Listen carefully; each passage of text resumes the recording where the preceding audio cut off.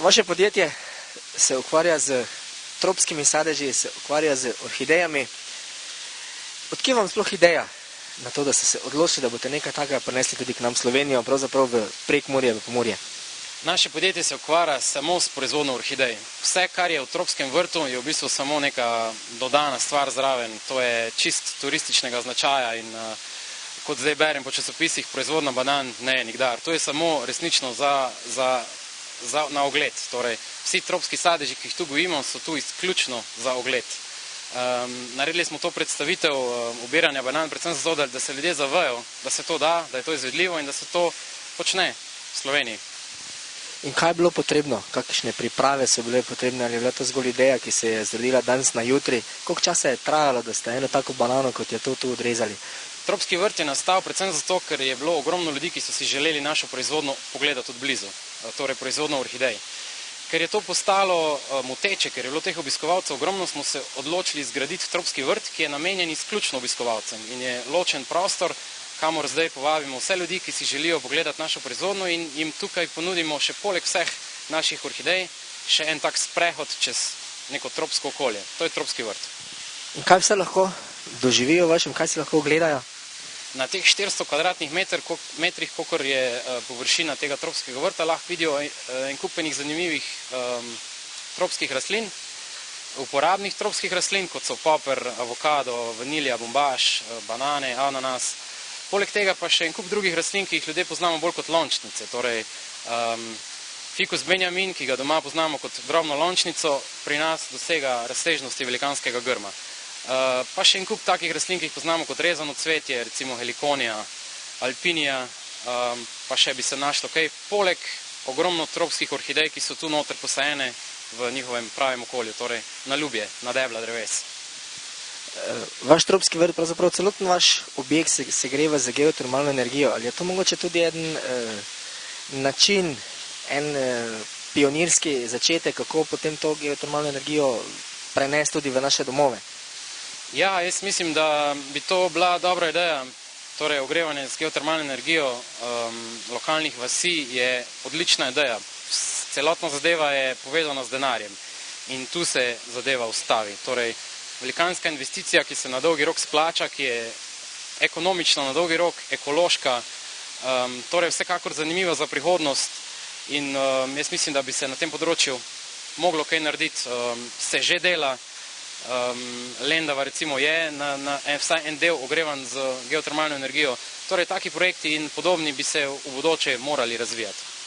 Povejte mi še nekaj, kakšen je pa izkoristek celotne te načina segrevanja? Torej, mi uspemo iz te naše vrtine dobiti nekje 3 megavate. To je izkoristek, če govorimo o energiji.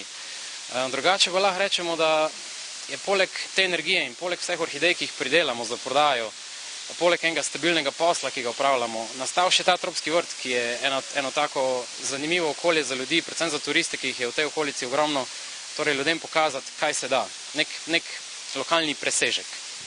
Lahko mogoče pričakujemo še razširitev tega tropskega vrta, glede na to, da malo okoli pogledamo, vidimo, da je kar pester in lepo zaraščen.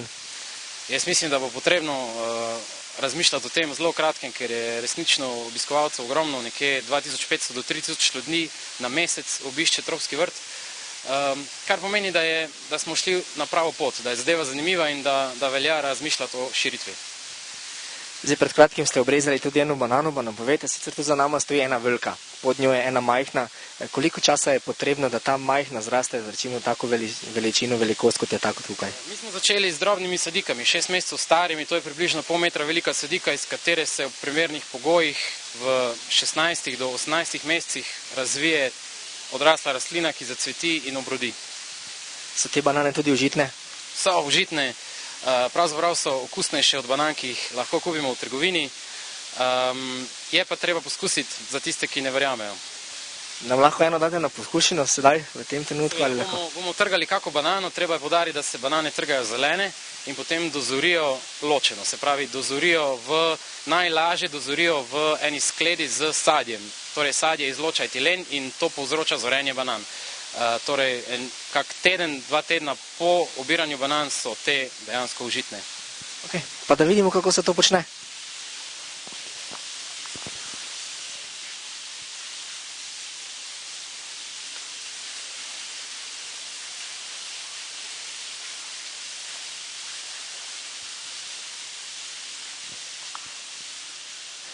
Tu imamo banane, zelene, sicer niso take kot v kateri trgovini, ampak jaz verjamem, ker so domače.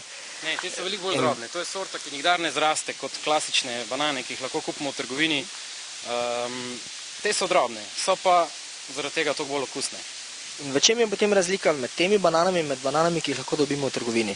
Sorta, ki jo dobimo v trgovini, se imenuje Cavendish in je najbolj pogosta sorta na splošno na svetu.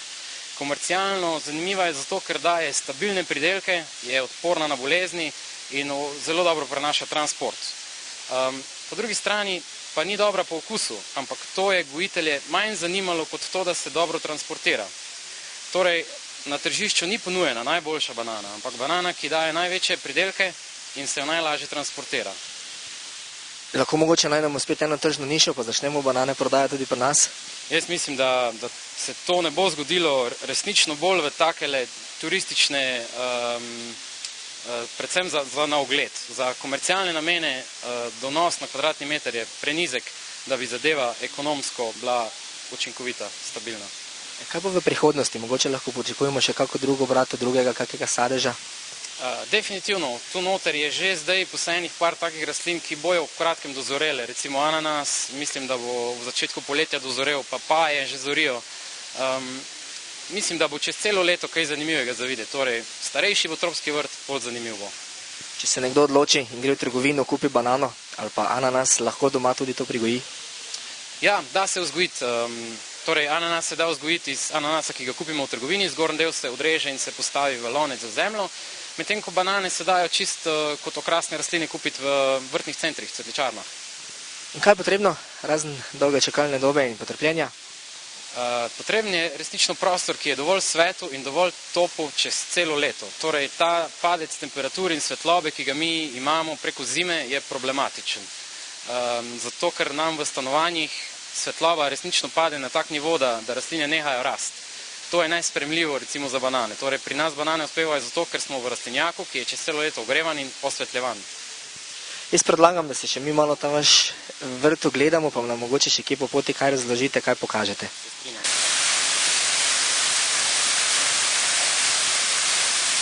Vede nam, kaj je to?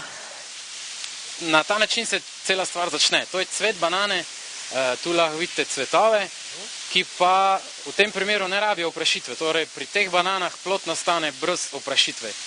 In tale zelen del, ki je tu na vrhu gor, potem se zadebeli in iz tega potem nastane banana. Ta rjav del je pa bivši cvet, ki porjavi, počrni, odpade, ostane samo banana, ki se debeli do trenutka, ko doseže svojo zrelost in potem imamo banano.